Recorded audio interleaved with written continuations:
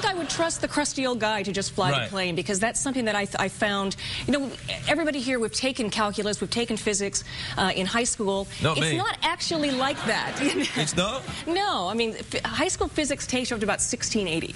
That's 300 years of really cool science that we never get to hear about. Really? Yeah. Well, they stopped with Newton? Yeah, they stopped with basically Isaac Newton in high school. And so they teach you slope of the inclined plane and all these like dry formulas. Oh, you've lost me already, you see. I went to Disneyland. And I basically rode the teacup ride, and I talked about the forces and the interaction there and why the teacup ride is so incredibly complex from a physics standpoint. That's rather nice. It actually is. Did you get on the rides for free? No. So the Disney Corporation doesn't care about your love of physics? No, they really don't. No. But we went on the free fall ride, the Tower of Terror, and all these sorts of things. Really? Yeah, it was a lot of fun. Does it help you in any of that kind of thing if you're on a scary thing and it's like pushing you around, or where, like the teacup ride, and you think, well, I'm not frightened because this is just perfectly what should be happening according to the laws of physics? I'm just going woo. Oh, really? I don't actually start to think about the physics till after. It's really about the experience. I mean, I understand you fly. I do, yeah, absolutely. A friend of mine wrote a book called The Physics of NASCAR, and she talked to the drivers. They're the best intuitive physicists she's ever met. What, NASCAR drivers? NASCAR drivers, because they understand... If they understood what the hell you were saying, I think they'd like it. They understand intuitively the forces that they have to deal with. That's why they're such good drivers. Yeah. It's also the same as pilots. Well, a lot of the NASCAR guys are pilots as well. Yeah, exactly. They're kind of interested in that same thing. Do you ever study, here's a physics question, do you ever study how, like, when you're driving on the freeway and there's car and everything's moving along and then it all stops and you think there must be an accident, and then there's no accident, and then it all just starts up again? Yes. I mean, what's that? That's physics, right? That is physics. Right. It is. Believe it or not, traffic physics is a huge, huge area, and I did, in fact, do a blog post on this. No way! I did. And what happens is it has to do with the density of the cars, the number of the cars. At a certain point, they get so close together that anything that happens to one of them affects everything else. But why doesn't it work like Bernoulli's principle? You know, when you force the object through the venturi and then it comes out faster on the other side? Why, if you get a lot of cars and push them into a small area, they go faster? It doesn't make any sense, Jennifer.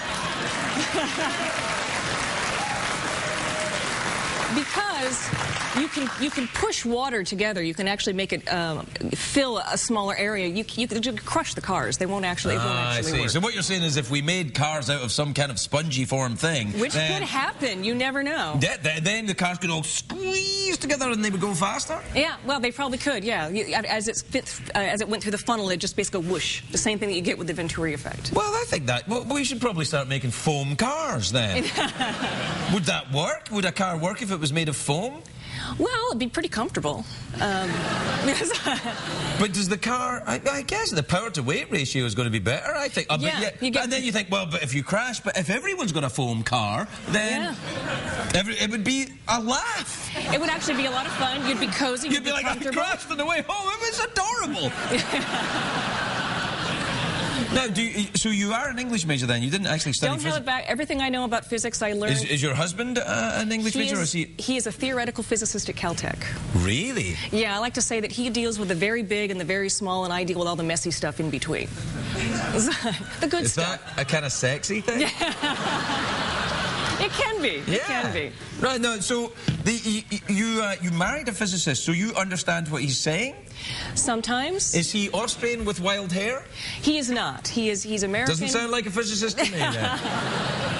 I don't often understand what he's saying, but he's actually very good at explaining it to me, and I'm very good at asking dumb questions, which is what makes me a good science writer. Is that what you really need to be able to do to understand it, is to be able to be unashamed of your questions? Yes, because when I first started, I was unsure of myself, and I wanted to seem smarter than I was because I was talking to really smart people. Yeah. So I would try and ask these really knowledgeable questions. I'd have these questions in advance. Yeah, I do that. Well, the problem with that is... I do, and I always end up looking like a jerk. Well, the problem is they answer you in jargon. Whereas if you ask a really stupid, why is the sky blue question, they'll go, there, dear, let's sit down and talk about this. You're exactly right. It's like if you're in a foreign country and you know how to say, may I have, a piece of cheese, and you go, and you say that, and then they go, Yeah. and you go,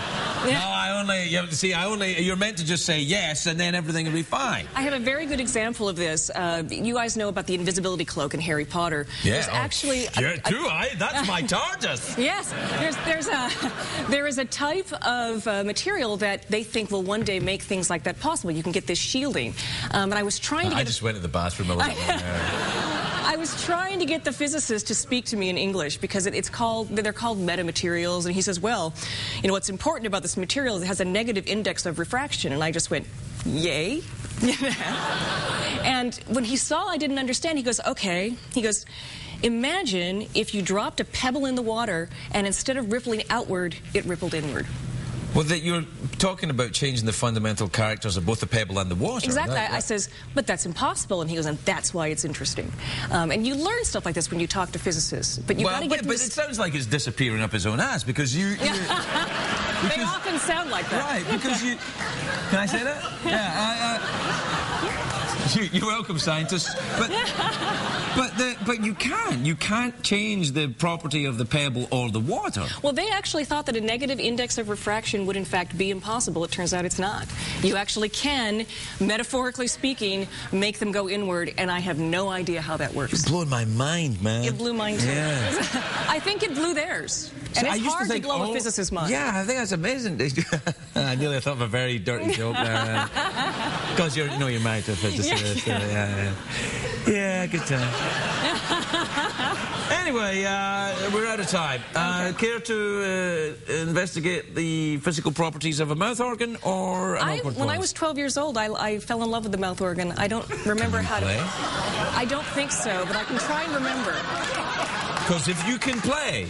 You got to know this. If you can play the mouth organ, you win the golden mouth organ. Is it real gold? It's real gold. Seriously? Yeah, we keep it backstage under lock and key, guarded by tigers. Because I think... You have to. There's been one twice.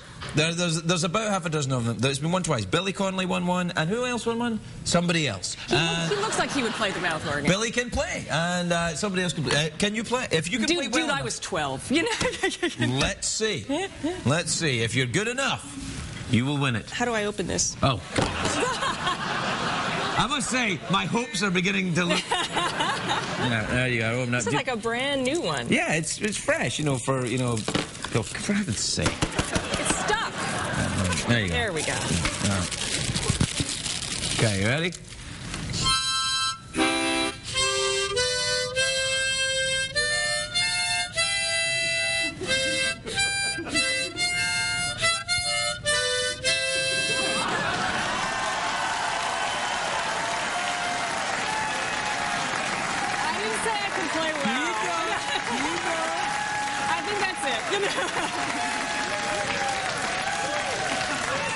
Yes, I think the gods are smiling on you this evening. Bring it on.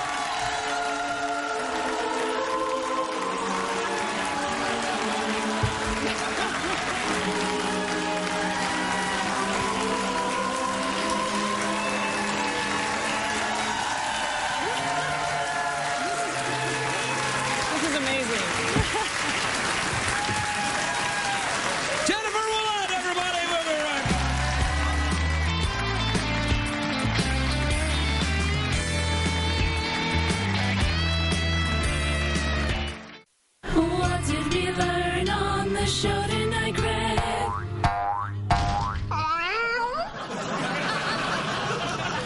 Anyway, I'm going to read this book, actually. It's a very interesting idea. Although I still don't understand the thing about the cars. She didn't explain it to me at all. But it's probably in here. Is it in here? Oh, you've read it. Oh, look at you, college. All right. Well, we got to go. But how was your evening, Jeff? All right? Hey, everybody, let's orgy. No. All right, let's orgy. We'll orgy and we'll be back on Monday. Good night, everybody.